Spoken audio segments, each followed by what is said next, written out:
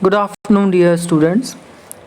As we earlier start chapter number 7 in history, civilizing the native and educating the nation. Educating the nation. Okay Jones के बारे में पढ़ रहे थे students, तो हम जरा उसको लेके आगे बढ़ते हैं। देखें तो जॉन्स के बारे में और क्या चीज़ें ऐसी थी।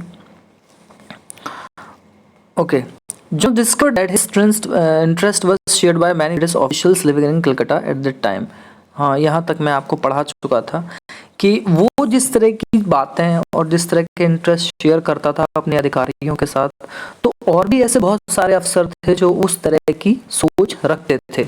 इंग्लिश में था, यानी कि इंग्लैंड का ही था, Henry Thomas Colebrook and Nathaniel head. वो भी बिजी था इस चीज़ को डिस्कवर करने में। जो इंडियन हेरिटेज है, या जो हमारे यहाँ इतनी लैंग्वेजेस थी, वैसे भी आज हमारे यहाँ 22 ऑफिशियल लैंग्वेजेस हैं, संस्कृत है, बहुत सारी चीज़ें हैं, उनको ट्रांसलेटिंग किया संस्कृत और पर्शियन, और उन सारे वर्क को किस में, इंग्लिश में। मतलब संस्कृत वाली चीज़ों को भी बेटा उन्होंने इंग्लिश में ट्रांसलेट किया और पर्शियन को भी किया। Together with them John set up the Asiatic Society of Bengal and start the journal called Asiatic research. ये आप बेटा यहाँ से नोट्स आएगा, इस चीज़ को आप थोड़ा सा ध्यान रखें।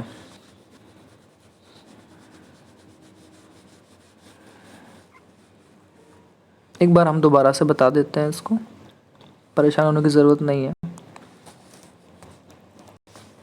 देखिए किसने किया बेटा, John set up Asia Society of Bengal.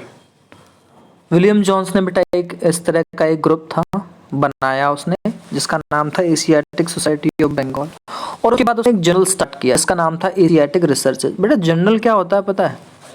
Journal होता तो एक तरह का न्यूज़पेपर है, बट फुल्ली न्यूज़पेपर नहीं होता है।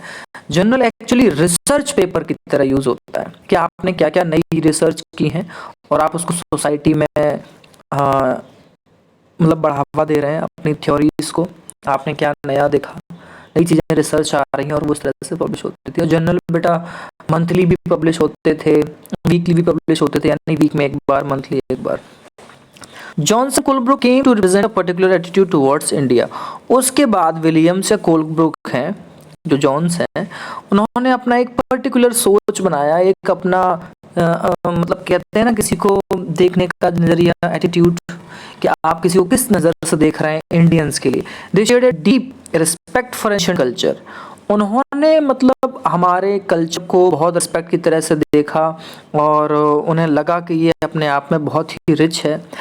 और कहते हैं कि both of India and the west, हालांकि उनके लिए रिस्पेक्ट दोनों के लिए था।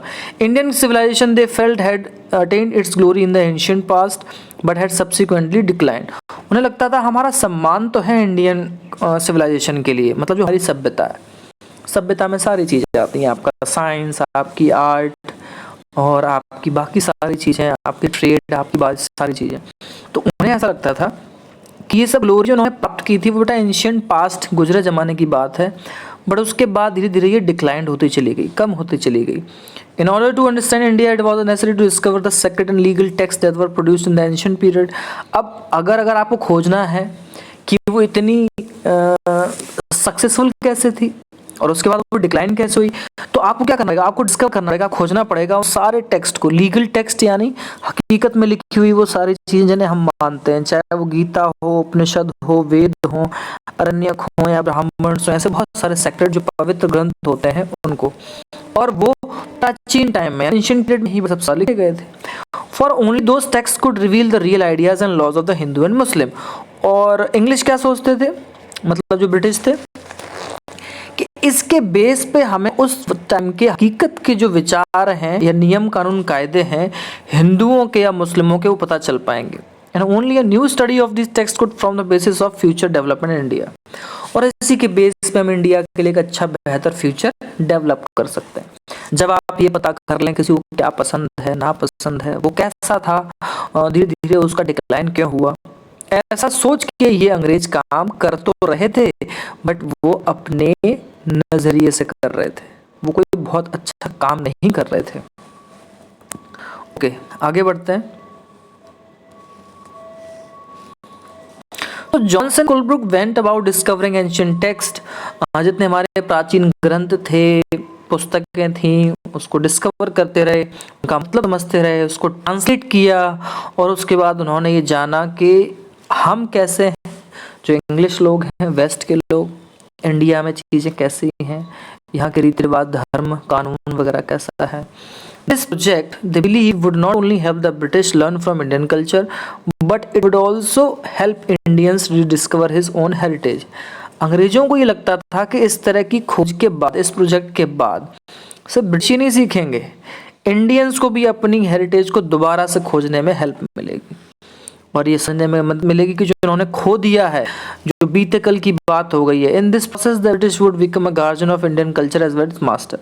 तो इस बेस पे जो ये लास्ट लाइन है, ये क्या कह रही है, ये महसूस करा रहे हैं अंग्रेज हमें कि वो हमारे एक बेहतरीन गार्जियन है और वो हमारे कल्चर को ही नहीं, हमारी सारी चीज़ों को उसी तरह से अपना रहे हैं और मान रहे हैं जैसे कि हम एंशिएंट टाइम में थे, पुराने टाइम में, अंग्रेजों के आने से पहले थे। ये सब थी एक बात जो कि वो हम सबको समझाने की कोशिश भी कर रहे थे, लेकिन असल मकसद तो कुछ और था।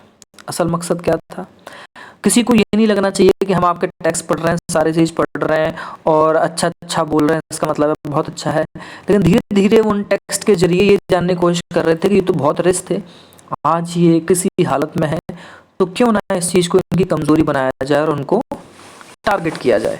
धीरे धीरे वो उस तरह से उस चीज़ पे टारगेट करने लगे, क्योंकि पढ़ा लिखा इंसान टारगेट करना शुरू कर देता है जब वो किसी दूसरी जगह पे आके अपना कब्जा कर लेता है, जैसे ब्रिटिशर्स ने हमारे ऊपर रखा था। तो इस तरह के आइडियाज से इन्फ्लुएंस्ड हो कि many company officials argued that British ought to promote Indian rather the western learning. तो कई कंपनी के ऑफिसर्स ने कहा कि हमें ना promote Indian rather than western learning, Indian learning को बढ़ावा देना चाहिए वेस्टर्न के बजाय। उन्हें फेल्ट होता था कि इस तरह के इंस्टीट्यूट हम सेटअप करेंगे तो बढ़ावा मिलेगा स्टडी ऑफ इंडियन टेक्स्ट को, और संस्कृत पढ़ाएंगे, फारसी पढ़ाएंगे और पोएट्री पढ़ाएंगे। फिर कुछ अफसर को लगता था कि जो हिंदू और मुस्लिम हैं उनको भी ये पढ़ाया जाना चाहिए कि वो ऑलरेडी फैमिलियर हो जाएं उस चीज़ से, उनकी क्या वैल्यू थी, उनका क्या खजाना था, सब्जेक्ट्स उनके लिए बिल्कुल एकदम अनजान हो गए हैं, उनको दोबारा से पढ़ाना चाहिए। Only then they believe could the British hope to win a place in the heart of the natives. इस वजह से फिर उनको ये लगने लगेगा कि ब्रिटिश जो हैं उनके लिए बहुत अच्छे हैं और इंडियंस के दिलों में उनके लिए एक उम्मीद की भावना और एक दिल जीतने वाला भाव पैदा हो जाएगा, ऐसा ब्रिटिश ऑफिसर्स को लग रहा था। आगे क्या है जरा देखते हैं। ओके, विद ऑब्जेक्ट, इस तरह का आदेश लेके कि इंडियंस हमारे लिए प्यार का भाव अपनाएंगे। With a madrasa was set up in Calcutta in 1781 to promote the study of Arabian Persian Islamic law. एक मदरसा स्थापित किया अंग्रेजों ने, किस चीज़ को प्रमोट करने के लिए कि अरबी पढ़ाई जाएगी, फ़ारसी पढ़ाई जाएगी और इस्लामिक लॉ पढ़ाया जाएगा।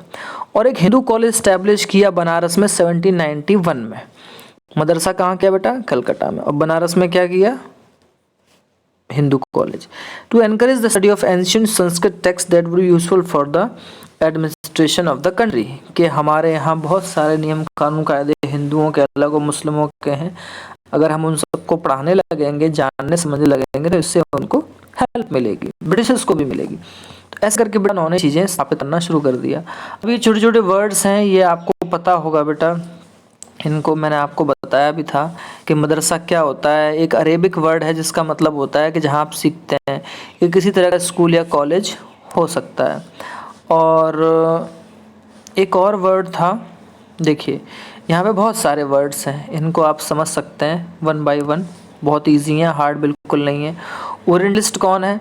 ये those with scholarly knowledge of the language and culture of Asia, उनको ओरिएंटलिस्ट कहा है कि एशिया में रहने वाले लोगों का कल्चर, उनकी लैंग्वेज को जानने वाले लोग जो विद्वान थे उनको ओरिएंटलिस्ट कहा है। ठीक। मुंशी कौन होता है बेटा? A person who can read and right teach Persian. Munshi उस इंसान को कहा गया जो कि बेटा पढ़ सकता है, लिख सकता है और पर्शियन यानी फारसी लैंग्वेज को पढ़ा सकता है, उसको हमने मुंशी नाम दिया। जैसे अपने आचार्य जी भी कहते हैं, मुस्लिमों में मौलवी साहब भी कहते हैं, ऐसी बहुत सारी चीज़ें। फिर एक वर्ड आता है वर्नाकुलर, ये बड़ा पॉपुलर वर्ड है और बहुत इजी भी है। जनरली हम को यूज़ करते हैं जब हम कोई लोकल लैंग्वेज बोलते हैं, ठीक है। और आप देखते हैं कि अलग जगहों पे अलग अलग तरह का स्टैंडर्ड लैंग्वेज का होता है। तो वर्नाकुलर मतलब बेटा लोकल लैंग्वेज, आपका लोकल डायलेक्ट, आप कौन सी बोली बोल रहे हैं, आप कौन सी भाषा बोल रहे हैं। जब हमारे यहाँ ब्रिटिश रूल था तो हमारे यहाँ से कई सारी लैंग्वेज एवरीडे यूज़ में होती थी। आप देखते हैं, आप इसी रीजन में रहते हैं हम लोग, तो आगरा या भरतपुर में ब्रज लैंग्वेज बोली जाती है, तो वो वर्नाकुलर लैंग्वेज में इस्तेमाल हो गई बेटा। ठीक, तो ये इस तरह की बातें हैं और ये यहाँ पे हमने अपना बेटा इसको पढ़ा है।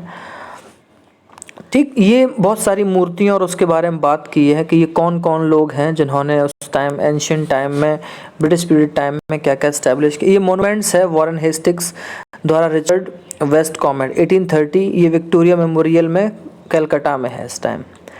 ठीक है, तो इसमें ही सारे ओरिएंटलिस्ट हैं, यानी कि ये सारे लोग एशिया में जो भाषाएं बोली जाती हैं उनको जानने वाले विद्वान हैं, और ये उस टाइम की चीज़ें हैं। इसमें मुंशी को भी दिखाया है और तीनों ही लोग को दिखाया है। कोई फारसी पढ़ाने वाले हैं, ये ब्राह्मण हैं जो संस्कृत पढ़ाने वाले हैं, ये ब्रिटिश उस चीज़ों को दिखाया। ठीक, gave errors of the east, grave मतलब कब्र से उनकी कमियों को निकाल के सामने बोलना। From the early 19th century, many British officials began to criticize the Orientalist vision of learning. कई लोगों ने जो ये सीख रहे थे लैंग्वेजेस, उनको क्रिटिसाइज करना, बुरा भला कहना शुरू कर दिया। उन्हें लगता था कि नॉलेज ईस्ट की है वो बहुत सारी गलतियों से भरी पड़ी है, अनसाइंटिफिक है, ईस्टर्न लिटरेचर जो है वो बिल्कुल भी सीरियस टाइप नहीं है, पढ़ने के लिए अच्छा नहीं है, बहुत ही कमज़ोर है। ईस्ट मतलब इंडिया के लिए वो बुराई करने लगे। So they argued that it was wrong on the part of British to spend so much effort and encouraging the study of Arabic and Sanskrit language and literature.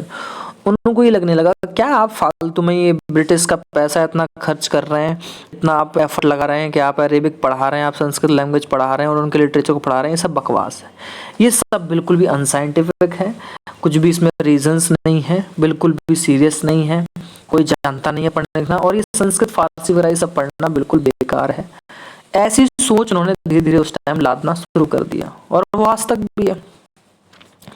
James mill was one of those who attacked the orientalist, और सबसे पहले attack orientalist पे किसने किया बेटा? James Mill ने। The British effort he declared should not be teach that the native wanted और were they respected in order to please them and win a place in their heart. उसको लगता था कि हम इस तरह की कोई कोशिश नहीं करेंगे कि हमें उनको ऐसा पढ़ाया जाना चाहिए कि जैसा कि वो चाहते हैं और वो इस तरह की चीज़ें करें कि उनके दिल में हमारे लिए कोई प्रेम आए, ऐसा वो नहीं चाहते हैं, वो इन लोगों को दिल जीते नहीं है, ऐसा जेम्स मिल ने कहा। आगे क्या हुआ? आगे ये हुआ कि so Indian should be made familiar with the scientific and technical advance that the west had made. उन्हें लगता था उन मेन एजुकेशन ये होना चाहिए कि उनको वो जो यूजफुल और प्रैक्टिकल नॉलेज है वो दी जानी चाहिए, इसलिए इंडियंस को साइंटिफिक नॉलेज दीजिए, टेक्निकल एडवांसमेंट वाली लैंग्वेज दीजिए जो वेस्ट में ऑलरेडी बहुत डेवलप हो रही थी। बजाय इसके कि आप उनको पोइट्री सिखा रहे हैं और पुराना लिटरेचर सिखा रहे हैं और आप पुराने भाषाओं में उनको विद्वान बना रहे हैं। उस टाइम साइंस, मैथ्स, लिटरेचर जो इंग्लिश है वो बेस्ट माना जाता था। मतलब अंग्रेज अपनी बड़ाई खुद कर रहे हैं, वो इंडिया की जो सेक्रेड टेक्स्ट हैं, गीता, पुराण या बाकी सारी चीज़ें संस्कृत में, उसको वो अब इन्फीरियर फील करा रहे हैं। उनके हिसाब से अब इंग्लिश बेस्ट है, और वो थ्योरी हमारे इंडिया में धीरे धीरे आज तक भी यही मानी जाती है कि हिंदी बोलने वाला इंसान बहुत ही गंवार है और इंग्लिश बोलने वाला काफ़ी अच्छा है। तो ये सोच जो अंग्रेजों ने बहुत साल पहले डेवलप की वो आज तक हमारे यहाँ है। देखिए फिर इसमें क्या है, लास्ट ये पैराग्राफ क्या कहता है कि 1830 तक ये अटैक जो था ओरिएंटलिस्ट तक काफ़ी तेज हो गया। One of the most outspoken influence such critics that time Thomas Babington Macaulay, यही वो इंसान है बेटा मैकॉले। इसने सारे ओरिएंटलिस्ट की बहुत धज्जियाँ उड़ाई। इसका कहना था तुम फालतू में ही अरबी, फारसी और संस्कृत पढ़ा रहे हो, इससे कुछ नहीं होगा, इनका ज्ञान बहुत तुच्छ है, इनकी किताबें बहुत बेकार हैं, ये बिल्कुल भी साइंटिफिक नहीं बन पाएंगे, इनको मैथ साइंस की कोई नॉलेज नहीं है, इससे अच्छा इनको इंग्लिश सिखाया जाए तभी ये सभ्य होंगे। उन्हें इंडिया को एज अनसिविलाइज्ड कंट्री देखा, जो यहाँ के लोग गंवार हैं, नीडेड टू बी सिविलाइज्ड, उनको सभ्य बनाना है। No branch of eastern knowledge according to him could be compare to what England has produced. उनके अकॉर्डिंग कोई भी ब्रांच नॉलेज की चाहे किसी भी मामले में हो, इतनी अच्छी नहीं है कि जो इंग्लैंड ने अपने आप को बनाया उसका मुकाबला कर सके, कंपेयर कर सके। इतना ज़्यादा ये मैकॉले इंग्लिश को बढ़ावा दे रहा था। और दूसरे को क्रिटिक्स करना, who could deny clear Macaulay, और ये चीज़ कोई मना नहीं कर सकता है कि उसने कहा भी था। क्या कहता था बेटा, उसकी क्या थ्योरी थी कि single shelf of a good European library was worth the whole native literature of India with Arabia. कहता था कि अगर एक सिंगल सेल्फ, जैसे ये सेल्फ है ना, किताबें रखी हुई हैं, ये एक सेल्फ काफ़ी अच्छी है यूरोप की लाइब्रेरी की, और उसको कंपैरिजन कर लो आप इंडिया पूरे लिटरेचर और पूरे अरेबिया से, तो उससे कई गुना ज़्यादा अच्छी इंग्लिश की सिर्फ ये रैक में भरी हुई किताबें हैं। अब सोच के देखो वो कितना इन्फीरियर मानता था यहाँ की चीज़ों को, और इंग्लिश को क्यों इतना बेस्ट मानता था। यही है लॉर्ड मैकाले, पढ़ लो इसको। ठीक है, आगे फिर वो उसने और क्या कहा, उसने कोशिश की कि ब्रिटिश गवर्नमेंट को इंडिया में पब्लिक मनी को वेस्ट करना बंद कर देना चाहिए, इंटर लैंग्वेज को बंद कर देना चाहिए, इनका कोई प्रैक्टिकल यूज़ नहीं है, इससे हमें कोई फ़ायदा नहीं मिलेगा। इसने आके ये सब बातें ब्रिटिश अफसर्स के कान में भर दी। With great energy and passion, Macaulay emphasized the need to teach the English language। देखो ये बात बेटा 1830 के बाद वाली है, अब आप समझ लेना इसे। उसने एम्फेसाइज दिया, पूरी ताकत लगाई और इस जुनून के साथ आगे बढ़ा। उसने जोर दिया कि इंग्लिश लैंग्वेज पढ़ाया जाना चाहिए। उसे लगता था कि जो नॉलेज इंग्लिश की है उसी से इंडियंस को पढ़ना लिखना आएगा, फाइनेंस लिटरेचर पढ़ने को मिलेगा, और दुनिया में जो इंग्लिश ने बनाई है जगह वो इंडियंस को तभी मिलेगी।